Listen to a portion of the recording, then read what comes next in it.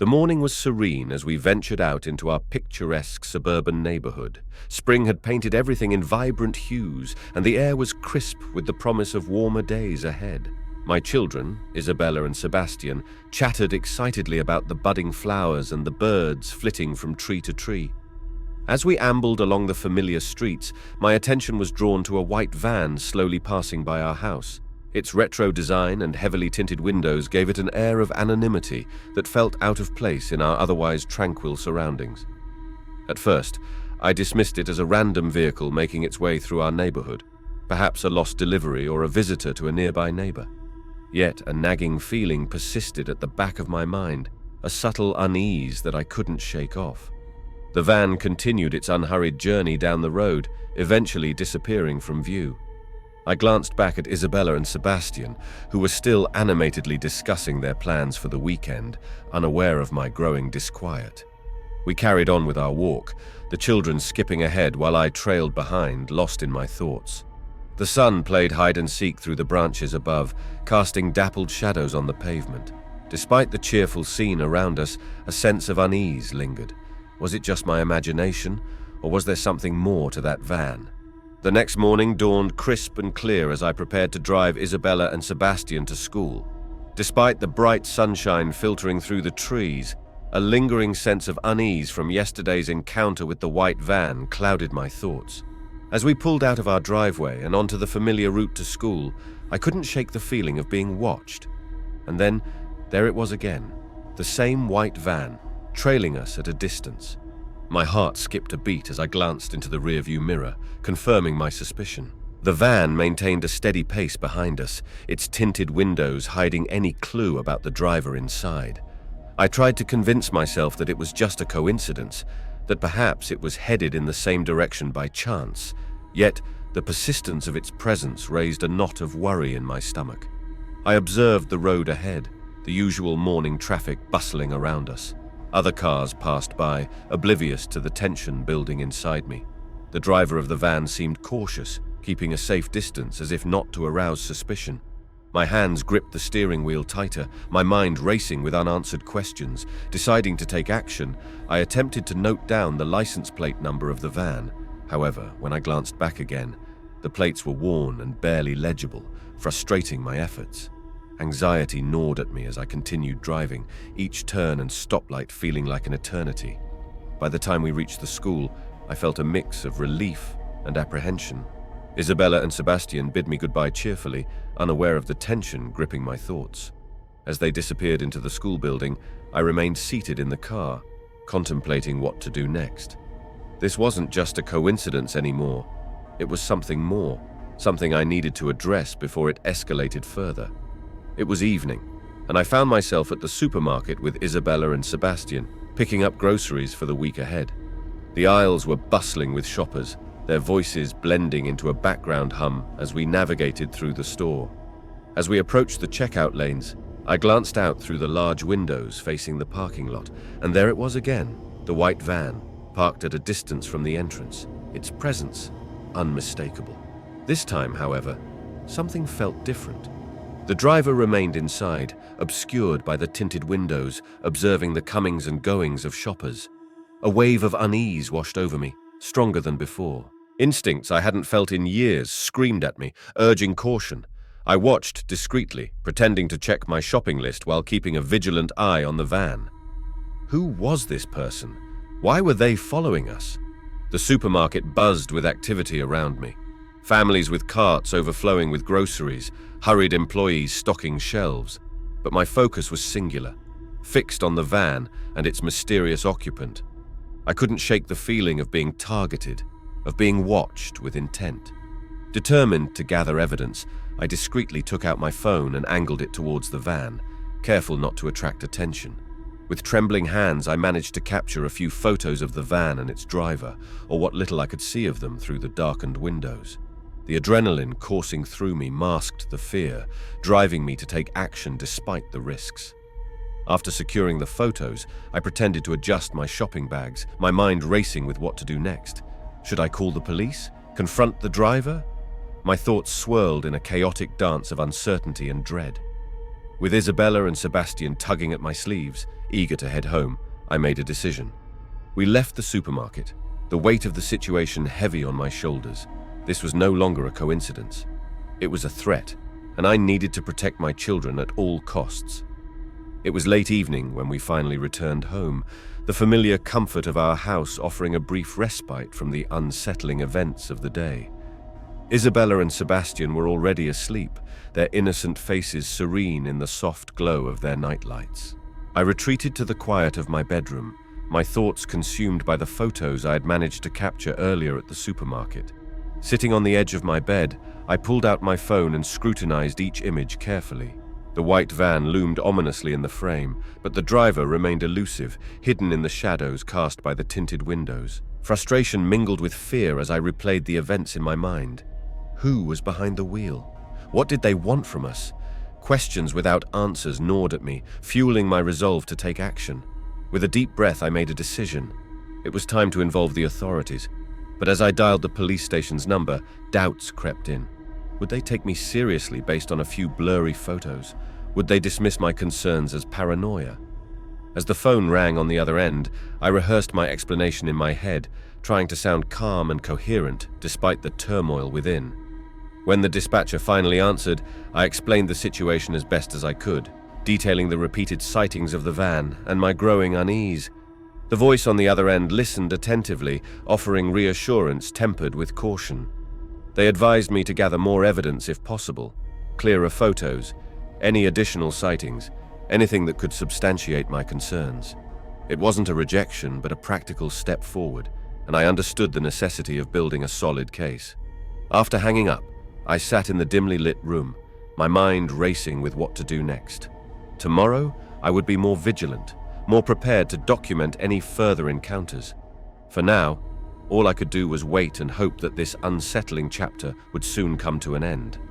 Morning arrived with its usual tranquility as I walked Isabella and Sebastian to school. The sun peeked through the trees, casting long shadows across the sidewalk, but my mind was clouded with unease from the start. As we rounded the familiar corner, my heart sank. There it was again, the white van, unmistakably trailing us more persistently than before. Isabella and Sebastian chatted animatedly about their upcoming school projects, oblivious to the tension tightening my shoulders. The van's presence felt suffocating, its slow, deliberate movements mirroring our steps with unsettling precision. Fear gripped me as I quickened our pace, hoping to outpace the creeping dread that followed us. Isabella glanced back, her brow furrowing in confusion at my sudden urgency. "Mom, what's wrong?" she asked, her voice tinged with concern. I forced a smile, my voice steadier than I felt inside. "Nothing, sweetie. Just thought we'd take a different route today." The bustling street around us seemed oblivious to my rising panic. Pedestrians hurried past, cars honked impatiently at intersections, but my focus remained fixated on the van's ominous presence. Deciding to test my suspicions, I abruptly turned down a side street, deviating from our usual path to school. My heart raced as I stole a glance over my shoulder. Would the van follow, or would it continue its own path? As we walked further along the quieter street, my fears were confirmed. The van turned with us, maintaining a cautious distance. Panic threatened to overwhelm me, but I pushed it down, my mind racing with strategies to ensure my children's safety. I clenched Isabella and Sebastian's hands tighter, my resolve hardening with each step. This wasn't just coincidence anymore. It was a threat that I couldn't ignore, one that demanded immediate action. The bustling city center enveloped me in a cacophony of sights and sounds as I spotted the van parked nearby. My heart raced in my chest, adrenaline fueling my resolve as I made my way closer, determination overriding fear. People bustled around me, absorbed in their own hurried lives, oblivious to the turmoil brewing within me. The van sat innocuously among other parked cars, its presence ominous yet strangely mundane amidst the urban chaos. With every step closer, my apprehension grew, mingling with a desperate need for answers. What was this person's intent? Why were they following us? Questions plagued my mind, but I pushed them aside, focusing on the task at hand. As I neared the van, I glanced around nervously, checking for any signs of the driver's presence. The tinted windows revealed nothing, offering only opaque reflections of the bustling cityscape. Gathering my courage, I moved closer, attempting to peer inside. But just as I reached out, the engine roared to life. Panic surged through me as the van lurched forward, pulling away from the curb with abrupt haste. I stumbled back, barely managing to avoid being caught in its path, my heart pounding in my ears. The driver's evasion confirmed my worst fears.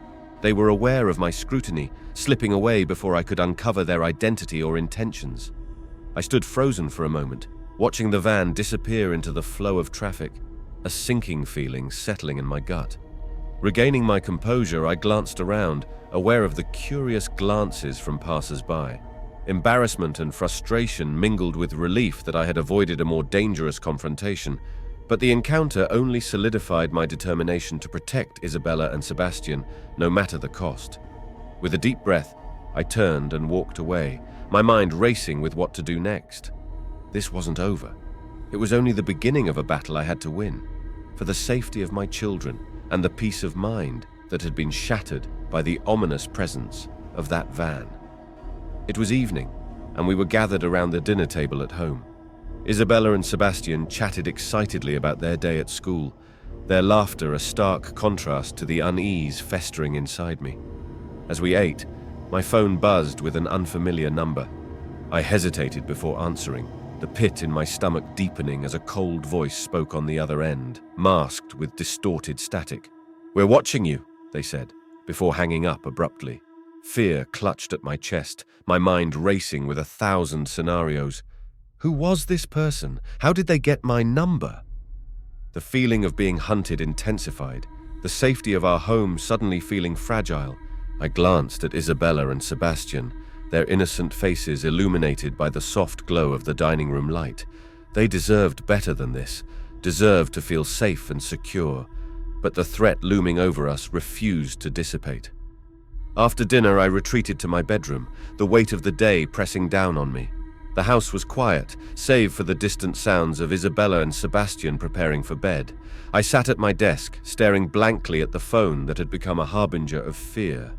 With trembling hands, I searched online for security cameras, my determination fueled by a desperate need to protect my family. The thought of being watched, of our every move being monitored, sent shivers down my spine. By the time Isabella and Sebastian were tucked into bed, I had made a decision. Tomorrow, I would install security cameras around our home, a fortress against the unseen threat that had invaded our lives. It was a small measure, but one that I hoped would bring us some semblance of peace in the face of escalating danger. I sat at my desk at work, but my mind was far from the tasks in front of me. The unsettling events of the past days weighed heavily on my thoughts, a constant shadow that refused to dissipate. As I stared at my computer screen, a knot of worry tightened in my stomach. I couldn't keep this to myself any longer. Gathering my courage, I turned to my colleagues and began recounting the unnerving encounters with the van, the strange phone calls, and the feeling of being watched. Surprise flickered across their faces, followed by concern and offers of support. Some suggested contacting the police again, while others recommended hiring a private detective to dig deeper into the mystery. The camaraderie and genuine concern from my co-workers offered a small sense of relief amidst the turmoil. One colleague, Sarah, leaned forward with a sympathetic expression. "Anna, this sounds really serious. You should consider getting professional help. A detective might be able to uncover something the police missed." Her words resonated with me. I nodded, grateful for their understanding and practical advice. I knew I couldn't continue living in fear, constantly looking over my shoulder. Taking matters into my own hands seemed like the only viable option now. By the end of the day, I had made a decision. I would find a reputable private detective, someone who could provide clarity and, hopefully, a resolution to this nightmare that had invaded our lives. It was a daunting step, but one I knew I had to take for the sake of my children's safety and our peace of mind. It was evening when I met with the detective, the weight of recent events heavy on my mind. We sat across from each other in a quiet corner of a coffee shop, the low murmur of other patrons providing a semblance of privacy. The detective, Mr. Harris, listened attentively as I recounted the unsettling encounters with the van and the mysterious phone calls. His expression was unreadable, his eyes sharp behind wire-framed glasses as he absorbed every detail. "I understand your concerns, Anna," he finally said, his voice calm and reassuring. "This does sound serious, but we'll get to the bottom of it." He outlined his plan, a discreet surveillance operation to monitor the movements of the van, analyzing patterns and attempting to uncover any clues about its driver and intentions. I nodded, grateful for his expertise and determination to help. As we discussed logistics and exchanged information, a small sense of relief washed over me. Knowing that someone with Mr. Harris's experience was on our side eased some of the tension coiled tightly within me. Yet, caution still lingered in the back of my mind, a reminder that the threat was far from resolved. After handing over all the data I had gathered, I left the coffee shop with a renewed sense of purpose. Working with Mr. Harris was a step forward, a proactive measure in reclaiming our safety and peace of mind. I glanced back at the detective through the window, a flicker of hope igniting within me that we were finally on the path to answers and perhaps a resolution to this ordeal that had disrupted our lives. Night had settled over our home, casting a quiet calm after days of relentless tension. Isabella and Sebastian were tucked into bed, their rhythmic breathing a soothing backdrop to the stillness of the house. I sat in the living room, my mind a whirlwind of apprehension and hope. The phone call from Detective Harris earlier that evening replayed in my thoughts, his voice steady as he delivered the news I had been desperately waiting for. "We found the van, Anna," he had said, his words a lifeline in the darkness that had engulfed us. "And we've apprehended the driver." Relief flooded through me, mingled with lingering fear for what might come next. The threat had been tangible, its shadow stretching across our lives, but now there was a sense of closure, a tentative peace settling over our home. As I sat in the quietude of the night, I couldn't help but reflect on the tumultuous journey we had endured, the fear, the uncertainty, the relentless pursuit of safety for my children. It had reshaped my understanding of resilience and strength. I glanced at the framed photo on the mantelpiece, Isabella and Sebastian smiling brightly at the camera during happier times. They deserved a future free from fear, where their laughter could ring out without hesitation. Turning to the window, I gazed out into the night, contemplating the next steps. A fresh start beckoned, a new place where we could rebuild, where the shadows of the past might finally fade. Perhaps a move was in order, a chance to begin anew and leave this chapter behind us. But for now, gratitude filled my heart as I thought of Detective Harris and his unwavering dedication. I owed him more than thanks. He had returned our sense of security, offering us the chance to dream of brighter tomorrows once more.